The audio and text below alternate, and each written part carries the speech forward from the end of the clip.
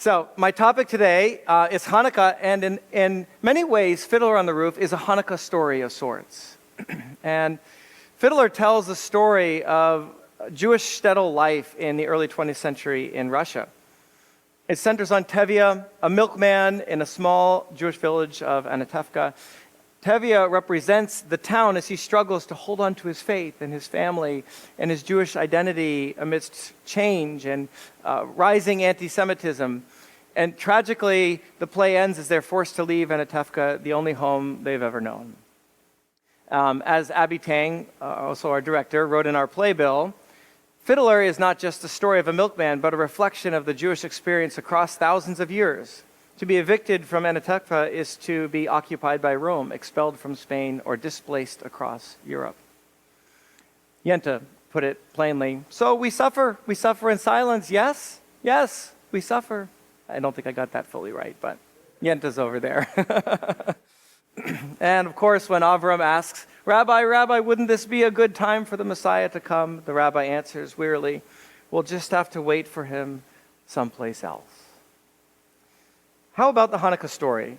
The Hanukkah story, we learn as children, feels the opposite. The Greeks desecrate the temple. Judah Maccabee rises up and drives them out. The temple is purified. 1 day of oil lasts 8 days. The story is true. It's good. But beneath the story runs a deeper current, one that actually mirrors Anatevka. Hanukkah wasn't only a battle between Jews and Greeks. It was also a struggle within the Jewish people over identity and over assimilation. Hellenistic culture was the most advanced and sophisticated and attractive civilization that the world had ever known. It broke down cultural barriers and promoted universalist ideas. It was a melting pot. It was the center of the world. And a new kind of Jewish life began to emerge, Greek-speaking and increasingly detached from traditional Jewish practice in the 160s BCE. At the time, the temple itself was funded by Greek authorities. Temple leaders formed alliances with the Hellenists. A gymnasium was actually built in Jerusalem, and even festivals honoring Hercules were funded by Jews placed in the temple from temple funds. This is the real tension of the Hanukkah story and where it lies. Many Jews believed that the old Jewish ways felt outdated or embarrassing, so groups arose that actively promoted assimilation. The book of Maccabees tells us that some Jews even underwent painful surgeries to remove the marks of circumcision. I don't know how that works. Some no longer wanted to be Jewish at all, but others, interestingly, wanted to remain Jewish, but in a Hellenized, assimilated way. So we can understand this temptation. But history turns, as it always does. Antiochus IV comes to power and outlawed Jewish practice entirely. Observing Torah became a capital crime. A statue of Zeus was erected in the temple. Antiochus didn't see himself as a villain, however. He believed he was modernizing Judaism, saving it from what he saw as outdated relics of the past. He was pluralistic. He was enlightened, a hero in his own eyes and in the eyes of many assimilated Jews. So this wasn't simply Jews versus Greeks. That's part of it. But it was a battle for Jewish life. It was a battle for Jewish identity.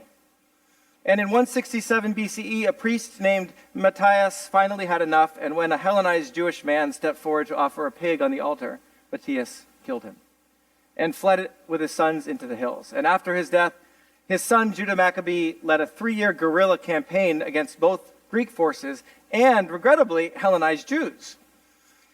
Eventually, the king withdrew his troops, returned control of the temple to Jewish hands, and yet even then, the temple leadership was so assimilated that they left the statue of Zeus standing in the temple for a year.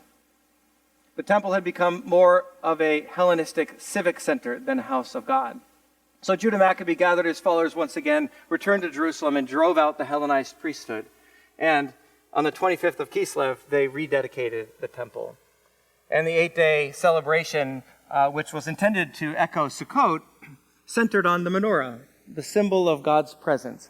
And according to enduring tradition later recorded in the Mishnah, the small amount of consecrated oil meant for 1 day lasted 8.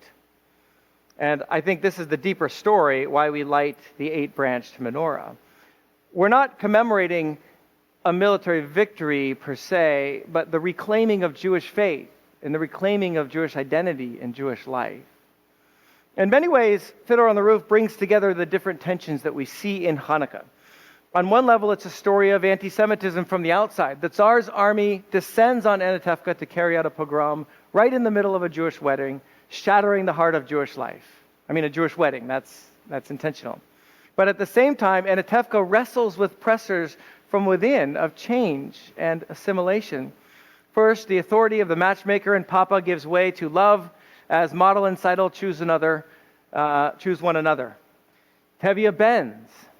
Then Perchik arrives with political radicalism and universal ideas from Kiev, values that begin to overshadow shtetl life, tradition, and even Torah. Hadel doesn't challenge her father. She leaves Anatevka entirely, following Perchik into revolution in Siberia. Tevye bends again. And finally, Chava falls in love with a non-Jew, part of the Tsar's army itself, crossing a line that Tevye cannot cross.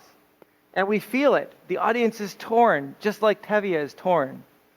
He says, if I accept them, I turn my back on my faith and my people. If I bend that far, I will break. And our hearts break with Tevye and with Chava at the same time as he cries out, Chava, no, and leaves her behind. In some ways, this is my story too. My grandmother's family came from Russia in 1904, the very year Fiddler takes place. 10 years later, my grandmother was born in New York City. She was disowned when she married my grandfather because he was not Jewish. That was a terrible thing for her father to do. And yet, generations later, I'm the only one in my family who deeply identifies as Jewish. Tension. Tevye's tension. Perhaps that's the fiddler himself, balancing precariously on the roof, trying to play a desperate melody. Anti-Semitism is a deep and ancient evil that rises in every generation, in different forms and under different names. It targets Jewish people because of what we're meant to carry, God's light into the world. And that makes it uniquely destructive. As terrible as open persecution is, there's a quieter, insidious form that has always accompanied it. Not just pressure from the outside, but erosion from within, when Jews slowly lose the desire to remain Jewish at all. This too has threatened the Jewish flame in every generation. Now, fighting assimilation is complicated. I'm a modern Jew. We're all modern Jews. The Judaism of the Maccabees would likely feel intolerable to us today. And going back to the shtetl isn't an option. The Jewish world has always changed, many times over across history. I think the real question isn't whether we adapt, we always have. The question is, how do we hold on to our faith and our people in the midst of a changing world? A changing world that's often hostile to Jewish life and Jewish faith. Where is the line between adapting and losing Jewish identity? At what point does bending become breaking? Tevye never answers these questions. In the end, the Tsar's army forces them to leave Anatevka. But we're given a clue just before they go when Tevye says, Chava, God be with you. And at that moment, in the end of the play, there's a moment when the audience always laughs, when Golda snaps at her younger daughters, behave yourselves, you're not in America yet. But behind the laughter is a very serious question. How will the people of Anatevka carry Jewish life into America? The question didn't end with Anatevka. It followed Jews across oceans and generations, and in many ways is still our question today. One answer has been the menorah. Hanukkah has become one of the most widely observed Jewish holidays, even though it's only a minor festival that's not even in the Torah. Why? Perhaps because it's portable. I recently read an interesting article about the origins of Hanukkah as we know it today, and it noted that in the decades after the Maccabean victory, Hanukkah actually gained the most traction in assimilated Jewish communities. More than a celebration of a military victory, Hanukkah became a call, a way to remain faithful to God's Jewish covenant while living in lands shaped by other cultures. Through the simple act of lighting candles, Hanukkah allows even very assimilated Jews to reclaim a visible, embodied Jewish practice in some way. With my grandmother, it was the only thing she did was light Hanukkah candles once a year. to reconnect to the Jewish flame wherever we may be. Now, the Hanukkah story repeats itself again and again and again. Periods of peace lead to assimilation, which is often followed by sudden waves of persecution. The Golden Age of Spain, called the Golden Era for the Jews, gives way to the expulsion in 1492. The Jewish Enlightenment in Germany ends with the catastrophe of the Holocaust. The rhythm is tragically familiar. Hanukkah speaks directly into this rhythm with candles. Rabbi Eli Schlanger was a member of the Jewish community in Australia who was murdered in the violent anti-Semitic attack just before the first day of Hanukkah this year. And before his death, he said, "In the fight against anti-Semitism, the way forward is to be more Jewish, act more Jewish, appear more Jewish." And last Hanukkah, he danced around a menorah mounted on his car with the caption, "The best response to anti-Semitism." Anatevka is a microcosm of our story. As they're forced to leave, again, the beloved Rabbi of Anatevka says, we'll just have to wait for the Messiah someplace else. It's a simple line, but it's filled with Jewish hope. Wherever we're scattered, we carry that hope with us. And as a Messianic Jew, and as someone who played the rabbi in our production, I thought about those words a lot. Part of me wanted to say, we found him already. And yet, we're still waiting for his return. And in the meantime, the world is still filled with suffering. So either way, the truth is this: we're still holding on to the same Jewish hope, carrying Mashiach with us as we go. And that brings us back to light. The menorah is an enduring light, a light that does not burn out. And there's a beautiful Jewish idea that every Jewish soul is a light, like a shamash. And the shamash kindles the other flames. Jewish community is like this. It's how that light is shared and passed on in a dark world. The enduring flame of the hanukkiah teaches us passion for Jewish living, passion for the call that God has placed on our people. Now, what makes us Messianic Jews distinct is not that we love Judaism less or anything like this. It's that we follow the most important Jew who ever walked in this world. And if anything, that should make us, when it comes to passion and commitment, more like the Maccabee than less.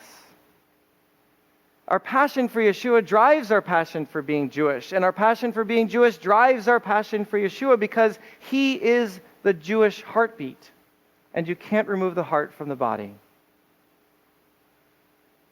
Historically, Yeshua has been seen by many Jews as the doorway out of Judaism. And because of that painful history, Messianic Jews have often been viewed as a threat. But it isn't meant to be that way. And in many ways, modern Messianic Judaism has been a movement of return, a Baal Teshuvah movement, where Yeshua finds Jewish people who are already drifting away and leads us back in. That's my story. That's many of your stories. Yeshua led you back home to Judaism. Once we light the menorah, the Messiah is kindled in our souls. And the true light of the world, we don't lose our Jewish identity when he's inside. We rediscover it. We rediscover the menorah. And now we're called to hold on to both. So yes, we need to be Maccabees for Yeshua as Jews, to stand with him and with our Jewish identity because it's the same passion, the same flame. And perhaps for the first time in modern history, we're a people learning to hold these two lights, the light of Jewish identity and covenant and the light of Messiah, the light of Israel, until they become one flame that we can hand down to the next generation.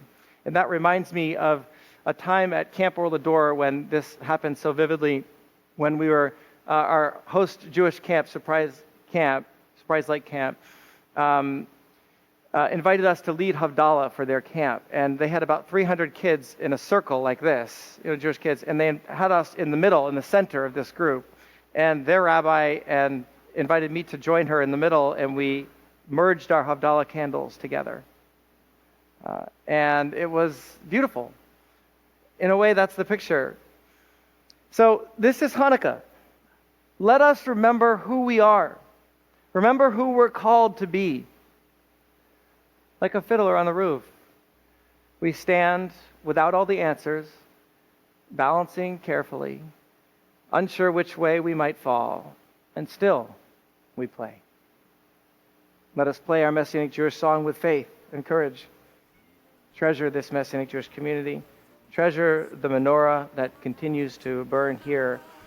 And let your heart burn brightly with Yeshua's Jewish light. Shabbat Shalom. Chag Sameach. Thank you, everybody. We're going to close our service. Oh, thank you, guys. That's very kind. Josh, if you come forward and we'll pray the Elena together on page 93. Please rise if you're able. For Messiah's sake, for Messiah's sake, for Messiah.